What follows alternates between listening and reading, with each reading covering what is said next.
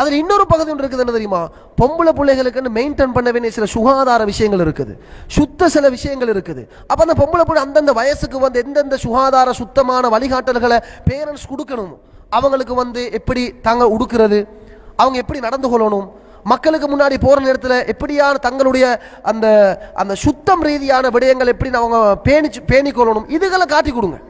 ஏன்னா ஃப்ரெண்ட்ஸ்மாரோட பழகிற நேரத்திலையும் உங்களோட பொம்பளை பிள்ளையை பற்றி அதே வகுப்பில் படித்த இன்னொரு ஒரு மாணவிட்ட கேட்டு அவங்களும் நல்லா சொல்லணும், மாஷால நல்ல அகலாக்கான பொம்பளை புள்ள தான், நீங்கள் தாராளமாக திருமணம் முடிச்சு கொடுக்கலாம், நல்ல புள்ள, எல்லா விஷயத்திலும் நல்ல. இதை நாங்கள் பெற்றோர்கள் படித்து கொடுக்கணுமா இல்லையா?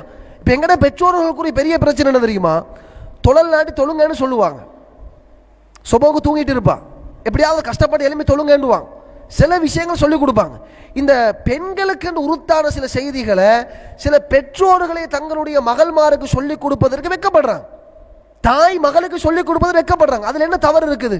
நாளைக்கு என்ன பிரச்சனை நடக்க போகுதுண்டா, உம்மா தன்னுடைய மகளுக்கு வந்து ஒரு பெண் பேண வேண்டிய சுத்தம் சட்டங்கள், ஃபிக்குடைய சட்டங்கள் என்ன, ஹைலுடைய காலங்கள் எப்படி நடக்கணும், மாதவிடாய் கட்டங்கள்ல வந்து ஒரு பொம்பளை எப்படி நடந்து கொள்ளணும் அப்படின்றத சொல்லிக் கொடுக்கணும்.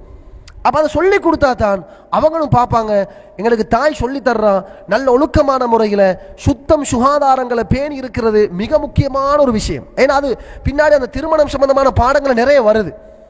அதை நான் ஆரம்பத்தில் கூட சொன்னேன். இன்றைக்கு எங்கள்கிட்ட வந்து ஆம்பளை பிள்ளையும் தான் பொம்பளை பிள்ளையும் தான், திருமணத்துடைய வயது வந்துட்டேன்னா அவங்களுக்கு அது பிரத்யேகமான பாடங்களை படித்து கொடுக்கறதுக்கு எனக்கு அதுக்கான ஒரு இடம் இல்லை, அதுக்கான சில திட்டங்கள் இல்லை.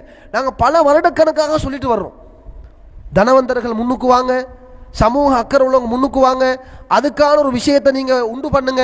அந்த வயசு வந்ததோட அந்த பொம்பளை பிள்ளைகள் ஆம்பளை பிள்ளைகளை போட்டு வேறு வேறாக அவங்களுக்கு அதுக்குரிய ஃபிக்கு சட்டங்களை படித்து கொடுங்க, ஃபிக்குஹுல் நிக்காக படித்து கொடுங்க, ஃபிக்குஹுல் உஸ்ரா குடும்பவியலை படித்து கொடுங்கன்றோம். இதை சொன்னால் மக்கள் எப்படி நினைக்கிறாங்கன்னா, இல்லை இப்போ நாங்கள் சொல்கிறோம் புகாரியில் வர ஹதீஸை படித்து கொடுங்க, ஹதீஸ் குர்ஆனில் வர வசனங்களை படித்து கொடுக்குறோம். இல்லை, அப்படி இல்லை. திருமணம் முடிக்கிற வயது வந்ததோட எங்கேயாவது கவுன்சிலிங் கிளாஸ் ஒன்று அனுப்புறது, அது ஒரு 2 முறை போனால் அவங்க ஓகே, கல்யாணத்துக்கு ரெடி. அன்பார்ந்த சகோதரர்களே, கவுன்சிலிங்கை நாங்கள் எதிர்க்கிறதல்ல, உளவியல் எதிர்க்கிறதல்ல, ஆனால் இந்த மார்க்கம் தெரிஞ்சிருந்தா தான் அது வேலை செய்யும். ஹதீஸ்ல ரசூலுல்லாஹ் திருமணத்தை பற்றி என்ன சொல்றாங்கன்னு அந்த பொம்பளை பிள்ளைகளோ ஆம்பளை பிள்ளைகளோ படிச்சிருந்தா தான், ஏற்கனவே ஒரு பேசிக் நாலேஜ் உள்ளத்தில் பதியப்பட்டிருந்தால் தான் சொல்றது வேலை செய்யும்.